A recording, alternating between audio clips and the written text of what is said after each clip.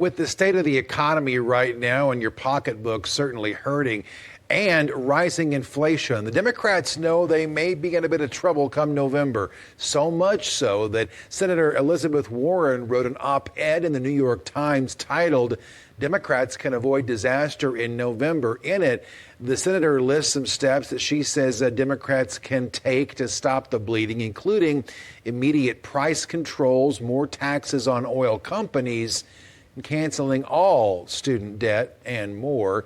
With me to talk about how the Democratic Party might be able to stop the bleeding, if that's at all possible at this point, Executive Vice President at the National Taxpayers Union, Brandon Arnold, back as a guest here on the broadcast once again. Mr. Arnold, great to see you. Thanks for your time. My pleasure. Thank you. Okay, so we've got Elizabeth Warren, who wrote this op-ed piece with some ideas on how she thinks the bleeding can be stopped. What do you think? I mean, is it even possible to stop that bleeding right now, stop the erosion of any kind of public support that may or may not be helpful toward 2022's midterms? Yeah, it's really amazing because so many elected officials, so many Democrats right now are trying to move to the center because they see what you just talked about, a potentially historic loss for Democrats this November. And instead, Elizabeth Warren comes out with this op-ed in the New York Times saying, no, let's not move to the middle. Let's move as far left as we possibly can.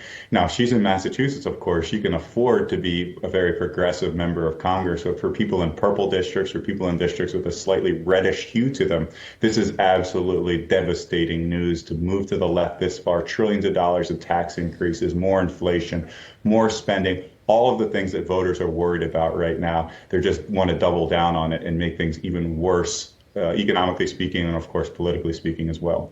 And it even seems some of the mainstream media is abandoning its support for President Joe Biden right now. I was perusing some websites this morning, happened to see a CNN piece, CNN, and the title was, "It's been a bad couple of days for Joe Biden." That struck me as, wow, things must really be bad if the president doesn't have CNN in his back pocket anymore. Yeah, things are going south very quick. And like I said, you could be looking at historic losses. And this is despite the fact that redistricting is probably going to hand Democrats anywhere from 5, 6 to 7 seats. So even in this climate that is favorable to them in terms of redistricting, the politics are so bad. Inflation absolutely out of control. And Biden is not doing anything productive to fix that. He's not doing what it takes to ramp up energy production, to drive down prices, to make things easier for families to survive who are facing higher inflation and wages that are increasing, but at a rate much lower than that of inflation. So, yeah, Democrats need to be running from Elizabeth Warren. They need to be running from Joe Biden. They need to be moving more to the center. Whether they can do that in time to fool voters into thinking that this is actually going to be a more fiscally responsible Congress going forward, I'm very skeptical.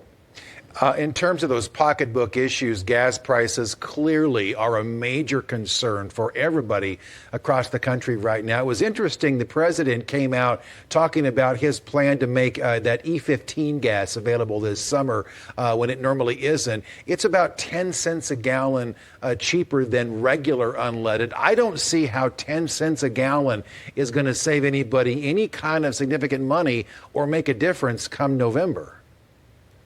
Yeah, this plan is absolutely horrid from a number of different perspectives. First, if you're concerned about the environment, having more ethanol being burned is actually a bad thing for the climate. But more in the pocketbook sense, here's what's going to happen. We place more demand on the stock necessary to create ethanol. Think things like soy and corn. What happens to food prices? Food prices are already out of control. Anyone who's been to the grocery store this year knows that. So you put more demand on these things that are necessary to produce ethanol. It increases food prices. It drives up inflation. So whatever gains we're getting in terms of a few cents at the pump, we're losing, and then some when we go to the grocery store. It's lousy policy. What we need is all of the above energy solution that actually produces more oil and gas, as well as alternative fuels, as well as solar, wind, everything on the table here. Unfortunately, this administration and this Congress seem solely focused on the alternative energy, not embracing the oil and gas that so many of us depend upon.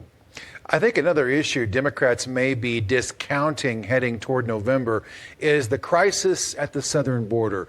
Obviously, it's a mess down there. We've got lots of situations happening right now. Title 42, that's going to be lifted next month. I saw a poll just this morning that talked about voter interest in border security and border crisis issues is at one of its all-time highs as of recent years. And I don't hear a lot of Democrats talking about that very issue as we move closer to November. Why are they ignoring it right now? Well, they're just trying to not talk about it because it's bad for them politically. And you see what's happening with Title 42, as you mentioned. Democrats are absolutely irate. Moderate Democrats, border Democrats are absolutely irate with the Biden administration because they're acting unilaterally. They're treating this purely as a health matter as it relates to COVID, which was the reason this originally went into place. But they're not also embracing the big picture here. They're not actually embracing the immigration impacts that are taking place when you are to remove this restriction. So it's a horrible issue for Democrats. It's one that Biden, I think, really handled so poorly. Again, not embracing the issue in its entirety, not bringing in these Democrats from purple states, from border states into this conversation. It's another area where Democrats are facing really tough issues that are going to affect them in November.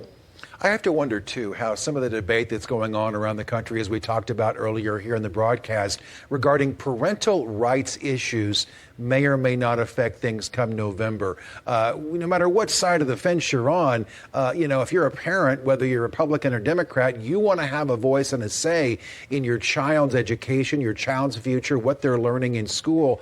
And I wonder how some of the blue states that are trying to enact some different ideological policies right now may have an impact on what we see in terms of the voter turnout and the results for November. Yeah, I think we have some recent lessons to look at. What happened in New Jersey with Republicans almost seizing the governorship there, very unexpected occurrence. And then, of course, in Virginia, where Republicans were successful in that off-year election. And the reason that they enjoyed some success, Republicans I'm speaking of, was because of education. That was first and foremost the issue that moved voters to the ballot box and got them to pull the lever in favor of Republicans. And it's because of parental rights. It's because of the ability to have a say in their child's education. Things like mask mandates obviously were huge. People feel very disconnected from the decisions that are being made for their families right now. And that's not a good thing if you're a politician. People want to be participatory when it comes to making these decisions, whether or not their child is going to wear a mask, whether or not they're going to be taught certain elements of a curriculum that may be very progressive or may be very different than they're accustomed to. So, those issues are usually local issues, but I think they're bubbling up to the national level and they become an increasingly large concern for Democrats, no doubt. Sure. Mr. Arnold, in closing, what do you think is the one significant issue that our viewers ought to be watching and studying as we move toward those midterms in November in terms of what Democrats are going to try to do to sway the race, again, if that's even possible at this point? I think the issue is going to come down to inflation. If we have inflation that's 8.5% as it is now, we see wholesale prices where inflation is 11%, even higher, and that's affecting our business community. If you have this level of inflation, there's just no way Democrats can get out from under it. They're trying to blame Putin right now. They're trying to, of course, blame COVID, which they've done for a long time. And those things have contributed to inflation. But unless they're actually able to come out with some real solutions to drive down inflation, to make the cost of living, paying our utility bills, paying our rent, buying groceries, these basic staples that we all rely upon, it's going to be bad news for Democrats in November. Brandon Arnold, the Executive Vice President with the Taxpayers Union. I appreciate National Taxpayers Union, I should say. Mr. Arnold, always great to have your perspective and thoughts. Thanks for your time today, sir.